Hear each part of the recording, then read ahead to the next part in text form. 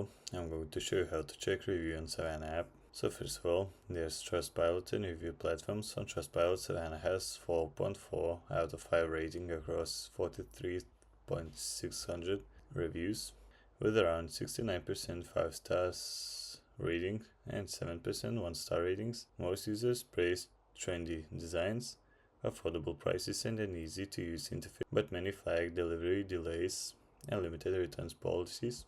So Reddit and user feedback. There are scam allegations and flash sale issues. During high demand events, users reported everything is sold out within 2 seconds. The app crashes and you can't place an order. Cart opens but payment fails to orders. Show wrong prices. Feels like marketing tactic to drive installs. Also, there are App Store and Play Store reviews. App Store rated 4.7 out of 5. Android has mixed reviews. So final verdict, overall rating indicates many satisfied customers. However, frequent issues with flash sales, order failures, delays and refunds suggest potential risks. Reddit commentary strongly warns against too good to be true deals. If you're looking for trend-focused, affordable fashion and are okay with delays or aggressive sale tactics, Savana might be worth a small trial. For reliable shopping or repeat orders, caution is advised.